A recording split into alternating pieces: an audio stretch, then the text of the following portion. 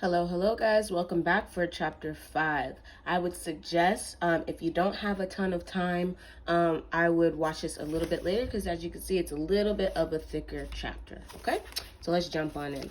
Remember, guys, this is the last chapter of the week. So at the end of the week, so do Thursday or Friday, you will have to give me one of three responses. You can either make a prediction, you can rewrite the ending with an awesome illustration, or you can just simply give me your reaction. I was mad about this, or this really excited me, or this really surprised me when. Make sure you're using those sentence starters and make sure you're using complete sentences because we are all striving to be better every single day. Okay, so make sure you're putting your all into your work even though we're far away. All right, let's jump in. Eddie gazed up, searching the librarian's chair and desk. There, on top of the desk, at the edge, a tiny dot and sticking out.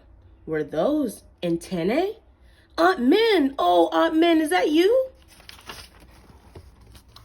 Eddie, shh! Not so loud. Everyone's so worried, he cried. Why haven't you come home? Hush, Eddie, scoot up here, quickly. Eddie was about to ask her to come down, where it was safer, but she had already disappeared. He had no choice but to start climbing the closest leg of the wooden desk.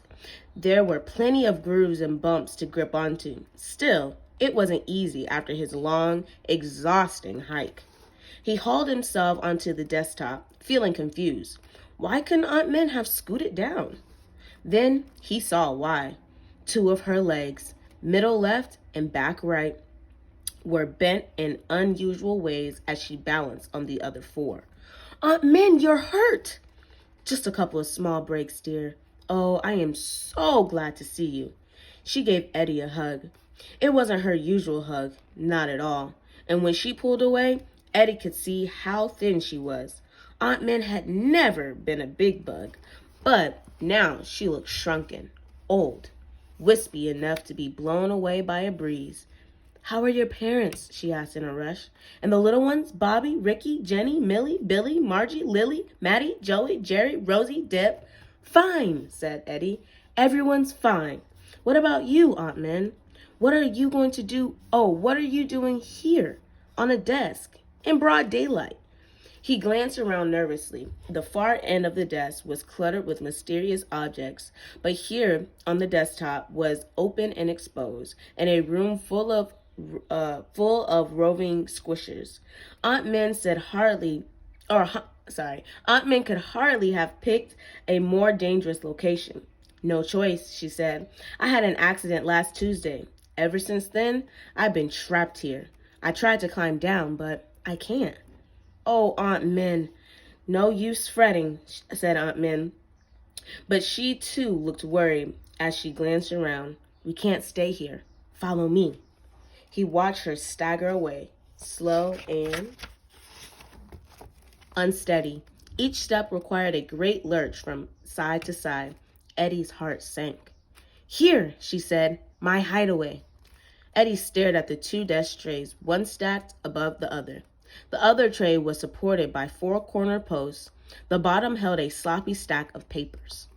Home, sweet home, said Aunt Min, heaving herself onto the bottom tray. She squeezed into a space between the side of the tray and the papers. Eddie followed. You see, she said, could be worse. Not much worse, said Eddie, looking around. The living space was sliver thin. Eddie wasn't used to a lot of space, of course, but this felt cramped, even for a bug. And that wasn't the worst part. It's not safe, he said. You know it's not. What if the librarian moves these papers? She won't. Have a look. They've been here since the first cockroaches walked the globe. Eddie peered at the papers. The edges were curled. A thin coat of dust lay on top. We're safe, said Min. For now, anyway. Suddenly, she turned, her whole body trembling. Oh, Eddie, I'm so desperately hungry. I don't suppose you brought any food? Eddie remembered the raisins. Oh, sorry, no. You mean you haven't eaten in all this time? Not really. Just a little apple juice the librarian spilled the other day. The problem is, she doesn't eat here at her desk. She's been taking her lunch to the couch lately. If only I can get to that couch, I know I'd find something. Eddie said the only thing he could. I'll do it, he promised. I'll go. Ben gave him a searching look. Really? You think you can make it? He thought hard. Getting to the couch is one thing, but could he carry back food? He stared at his aunt, so thin, so frail, so hungry. Absolutely, he told her. I don't know, muttered Min. It's so risky at this hour, especially for a bright little guy like you. She gestured at Eddie's green body. She, too, had a greenish tint, but much darker, so she looked almost black. In Eddie's whole family, he was the only truly colorful bug. You're starving, said Eddie simply. Min nodded. If I don't get a meal in me soon, I'll probably eat you. Eddie took a step back. She let out a weak laugh. Kidding, Eddie, kidding.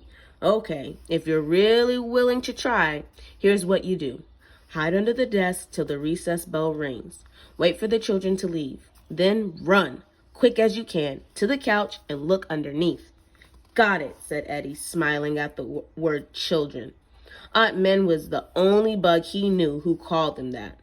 I'm fond of children, she sometimes said. From a distance, of course. If you listen to them talk, they can be quite amusing. Remembering this, Eddie chose his words carefully. I'll wait till the children leave. Good. Now listen carefully. You must be back before the next bell rings. Understand? Eddie nodded. He knew from the classroom how the school bells worked. The first recess bell would send the children outdoors. The next would bring them thundering back, smelling of grass and fresh air. Min stared at him, fondness and fear in her eyes. Dear Bug Eddie, she said, I shouldn't be asking this of you. Your mother would be horrified. And speaking of your mother, I'm surprised she let you come. Eddie felt a stab of guilt. He wondered if his mother was still asleep. When she woke up, she would be horrified. He remembered the words she had used to describe him. Dreamer, fool, nincompoop. For a second, he sagged. Then he rose again to his full height. Aunt Min, if I'm as hopeless as everyone thinks, how do you suppose I got here? He does have a point. Min cocked her head, then crackled. Well, that's true, isn't it? How did you get here? I don't remember giving you directions, and your parents certainly don't know the way.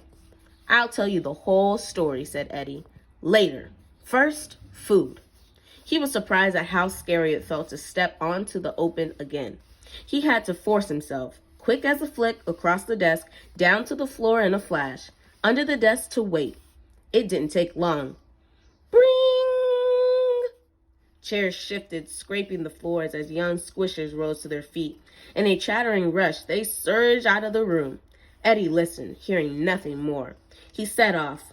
Soon he was at the couch, searching the floor in wide, sweeping arcs. A bit of torn paper, a hairy elastic. Suddenly, the floor shook. He darted beneath the couch just as the squisher plopped heavily onto its cushions. Ah! Said a voice above him. Eddie knew that voice. The librarian. Yes, there were her legs, firm and roundish in yellow stockings. As Eddie watched, she kicked off her shoes, dark blue, with silver buckles, and stretched out. Ah, she said again, rubbing her feet together. That's good. Eddie smiled. He understood completely. He often rubbed his feet together when he wanted to relax. Paper crinkled. A moment later, a sweet smell drifted down. Eddie couldn't tell what it was, but he knew it was food. He listened again and heard one of his favorite sounds, a turning page. She's reading, thought Eddie. A giggle erupted up on the couch, then a long, gleeful laugh. A funny book. Eddie loved funny books. If only he could read it with her. The librarian had a hearty laugh. Eddie was soon chuckling along. A few minutes later, he heard the librarian stir. There was a brushing sound, then something rained onto the floor. He crept closer to see. Crumbs, he thought. Lucky me. She's a sloppy eater.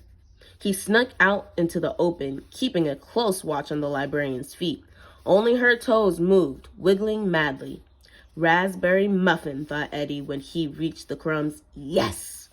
He picked up a large, moist crumb with a bit of berry, and then, unable to resist, a second smaller crumb.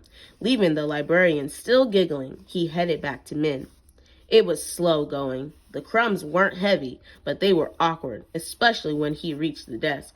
Eddie had to haul them up one at a time, using a special 3-leg hold. He took the smaller crumb first, dropping it carefully at the top. He was climbing up with the larger one when, bring! In his shock, Eddie lost his grip. Thud, thud, thud! Footsteps. The crumb slipped. Eddie reached, grabbed, it broke into bits and tumbled onto the floor. All he could do was keep climbing. He clung for a moment at the top, jaws clenched. Then he heaved himself over. As he lay there, gathering his strength, he heard Min's voice from the tray. Eddie, watch out! Too late, he saw the shadow on the surface of the desk. A squisher! Hide! But where? He spotted a square of yellow paper and dashed underneath it. Peeking from under his flimsy shelter, he saw Min. She was trying to climb out of the tray. What is she doing? Suddenly, he knew. She was using herself as a decoy. She was offering up her own frail body to the squishers.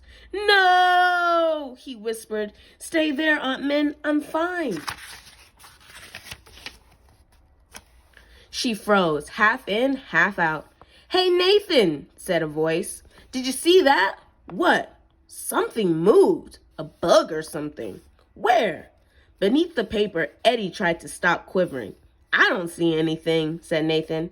Anyhow, there are no bugs in the library. At that moment, like a miracle, it was almost as if she was on the bug side. The librarian spoke. Everyone to the carpet now, please. Eddie collapsed onto his abdomen in relief. And that's when he discovered a new problem. The yellow paper had a sticky edge. It was glued to his back. Oh, for Pete's sake, he muttered as he stumbled to the tray, wearing the yellow sticky like a roof. Aunt Min, can you get this off me? Min laughed. Don't worry, it's just a gif. She pulled the paper one way. Eddie pulled his body the other way. And the sticky tore loose. Quickly, Eddie ran back to fetch the crumb that had survived. It was a bit squashed, but still looked tasty. Min's eyes bugged out when she saw it. Raspberry? My favorite! Oh, Eddie, I'm in heaven.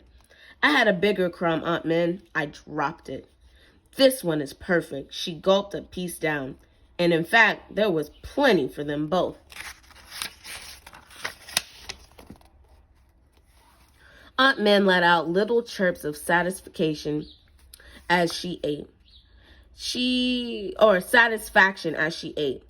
I feel like a whole new bug, she said when she finished.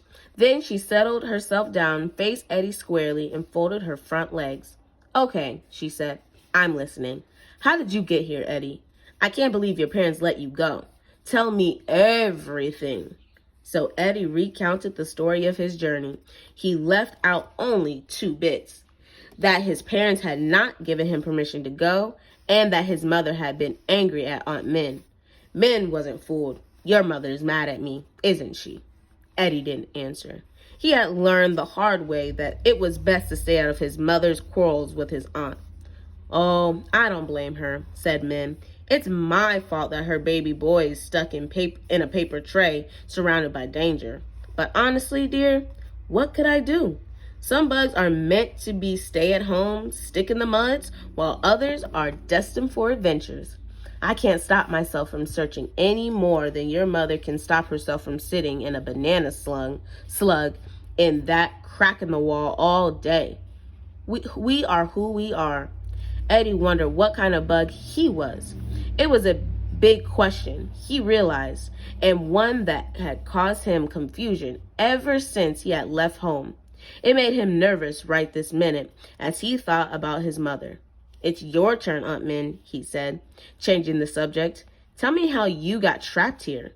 Min sighed. I wish I had a happier story to tell. All right, come back for chapter 6, guys. Don't forget to do your responses due by Friday, and we'll see you next week.